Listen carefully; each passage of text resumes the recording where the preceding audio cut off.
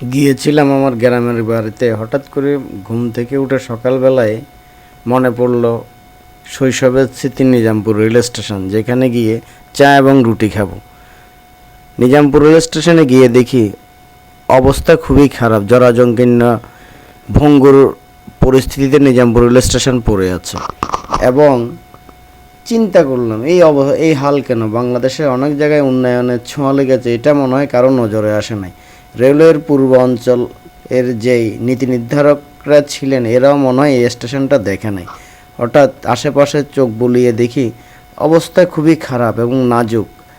তারপর মনে পড়ল শৈশবের স্মৃতি, যেখানে নিজামপুর কলেজ এবং নিজামপুর রেল স্টেশন এবং পাহাড়, নিজামপুর অত্র এরিয়া 13, 14, 15, 16 ইউনিয়নগুলোর ফসল এবং পাহাড়ের কাঠ সবগুলো কিন্তু নিজামপুর রেল স্টেশন দিয়ে বাংলাদেশের বিভিন্ন স্থানে পৌঁছে দেওয়া হতো। অর্থনীতিতে রাখত একটি বিশাল ভূমিকা।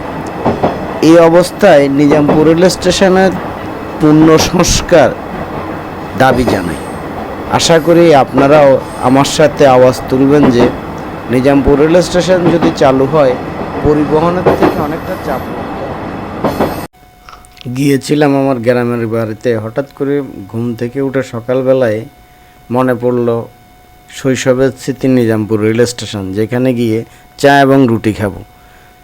নিজামপুর রেল স্টেশনে গিয়ে দেখি অবস্থা খুবই খারাপ, জরাজীর্ণ ভঙ্গুর পরিস্থিতিতে নিজামপুর রেল স্টেশন পড়ে আছে। এবং চিন্তা করলাম এই হাল কেন? বাংলাদেশের অনেক জায়গায় উন্নয়নের ছোঁয়া লেগেছে, এটা মনে হয় কারো নজরে আসে নাই।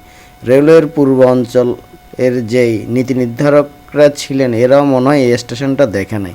হঠাৎ আশেপাশে চোখ বুলিয়ে দেখি অবস্থা খুবই খারাপ এবং নাজুক। তারপর মনে পড়ল শৈশবের স্মৃতি, যেখানে নিজামপুর কলেজ এবং নিজামপুর রেল স্টেশন এবং পাহাড়, নিজামপুর অত্র এরিয়া 13, 14, 15, 16 ইউনিয়নগুলোর ফসল এবং পাহাড়ের কাঠ সবগুলো কিন্তু নিজামপুর রেল স্টেশন দিয়ে বাংলাদেশের বিভিন্ন স্থানে পৌঁছে দেওয়া হতো। অর্থনীতিতে রাখত একটি বিশাল ভূমিকা। এই অবস্থায় নিজামপুর রেল স্টেশনের পূর্ণ সংস্কার দাবি জানাই। আশা করি আপনারাও আমার সাথে আওয়াজ তুলবেন যে নিজামপুর রেল স্টেশন যদি চালু হয়, পরিবহনের থেকে অনেকটা চাপ মুক্ত হবে।